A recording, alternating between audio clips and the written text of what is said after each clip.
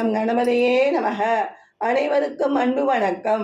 என்னங்க, எனக்கு கால் வலி அதிகமாகிவிட்டதுங்க. வீட்டு வேலை, சமையல் வேலை எல்லாமே என்னால செய்ய முடியலைங்க. முதல்ல நீங்க வேலைக்கு ஆள் பாருங்க என்று சொன்னாள் மனைவி மதுமிதா. நானும் 4 இடத்தில் சொல்லி வச்சிருக்கேன் மது, எதுவுமே சரியா அமையலை மது என்று சொன்னார் கணவர் மகேஷ்.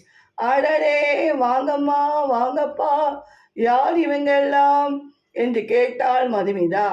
இன்று தேசிய அழகான பாட்டி தினம், அதான் உங்க அம்மானும் பேர குழந்தைகளை பார்க்கணும் என்று சொன்னாங்க, அதான் நாங்கள் இங்கே வந்துட்டோம் என்று சொன்னார் மதுவின் அப்பா அருண். இவங்க நாட்டை விட்டு அகதிகளாக வந்துட்டாங்க.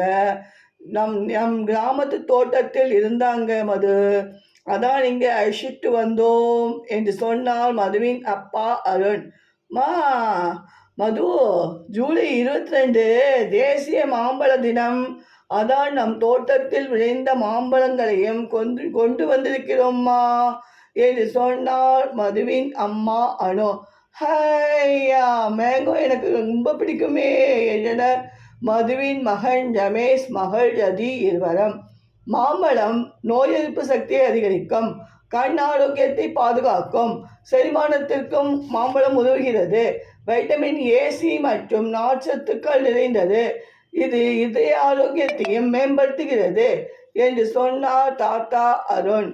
மாம்பழத்தில் இவ்வளோ சத்துக்களா என்றனர் ரமேஷ், ரவி இருவரும். ஓகே ஓகே, உங்கள் பேர் என்ன சொல்லுங்க என்று கேட்டார் மகேஷ். சார், நாங்கள் பரத், பாரதி, புவி. அருண் சார் தான் எங்களுக்கு சாப்பாடு கொடுத்து இங்கே அழைச்சிட்டு வந்தார் என்று சொன்னார் பரத். ஓகே பரத், நீங்கள் தோட்ட வேலையெல்லாம் பார்த்துக்கோங்க. பாரதி, நீங்கள் சமையல் வேலை, வீட்டு வேலையெல்லாம் செய்யுங்க. புவியை ஸ்கூல்லே சேர்க்கலாம், நீங்கள் எங்கள் ஹவுஸ்லே தங்கிக்கோங்க என்று சொன்னார் மகேஷ். மதியம் அனைவருக்கும் அறுசுவை உணவு சமைத்து பரிமாறினாள் பாரதி. அப்பாடா, ஒரு வழியாக எங்கள் அம்மாவுக்கு வேலை கால் கழிச்சுட்டாங்க என்று சொன்னாள் ரதி. நன்றி, வணக்கம்.